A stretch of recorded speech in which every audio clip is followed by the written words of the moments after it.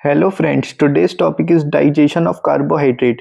Food के जो component हैं उनमें कार्बोहाइड्रेट, प्रोटीन, फैट ऐसे कंपोनेंट्स हैं जिनके सिंप्लीफिकेशन की हमें ज़रूरत पड़ती है। तो एलिमेंट्री कैनाल में फूड के सिंप्लीफिकेशन को यानी कि जो कॉम्प्लेक्स फूड के पार्टिकल्स हैं उनको सिंपलेस्ट फॉर्म में कन्वर्ट करने की जो प्रोसेस है उनको हम कहते हैं डाइजेशन, जो कि कैटाबॉलिक प्रोसेस है। और जो एंजाइम होती है उसे हम हाइड्रोलेज कहते हैं।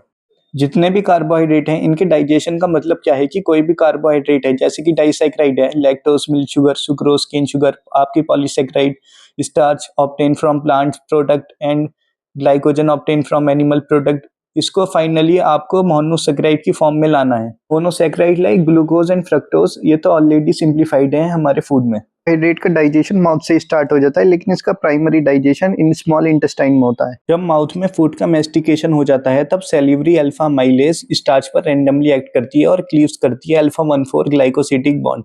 इसके बाद जो हमें प्रोडक्ट मिलता है वो होता है माल्टोस, माल्टोट्रायोज और dextrin plus remaining undigested substance.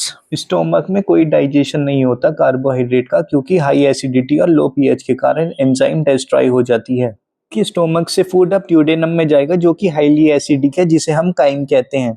अब जब हम ड्यूडेनम में पहुंचते हैं तो ड्यूडेनम में दो काम हो रहे हैं। एक तो बाइल जूस आ रहा है लीवर और गॉल ब्लेडर से, और दूसरा यहाँ पेनक्रियाज अपना पेनक्रिएटिक जूस दे रही है।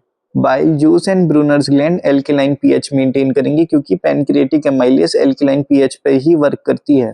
पेनक्रिएटिक एमाइलेज रिमेनिंग स्टार्च पर एक्ट करेगी और उन्हें भी maltose, trimaltose, alpha dextrin plus other में कन्वर्ट कर देगी। हीलियम में अलग अलग तरीके के एंजाइम्स हैं। सुक्रेस ग्लूकोज प्लस फ्रक्टोज में टूटेगा, लैक्टेस ग्लूकोज प्लस ग्लैक्टोज में, माल्टेस ग्लूकोज प्लस ग्लूकोज में। सोडियम एंड ग्लूकोज एक साथ एंटर होते हैं बाय सोडियम ग्लूकोज को transport, and glucose enter the blood and sodium get back into the lumen by the help of sodium potassium ATPase. गर्मी के season में heat waves की वजह से, डायरिया में loss of water and minerals की वजह से पेशेंट को ओआरएस दिया जाता है। ओआरएस में मेनली ग्लूकोज होता है, ग्लूकोज के साथ सोडियम भी एंटर हो जाता है, जिससे इलेक्ट्रोलाइट की डेफिशिएंसी नहीं होती। सेल्यूलोज, हेमीसेल्यूलोज, पैक्टिन, लेनिन कुछ ऐसे कंपोनेंट है हमारे पास, इनको डाइजेस्ट करने के लिए कोई एंजाइम है ही नहीं। They remain in the digestive system. They contribute as a fibre. अगर हेल्दी पर्सन में फाइबर कंटेंट कम है, they will have constipation and GIT related problems.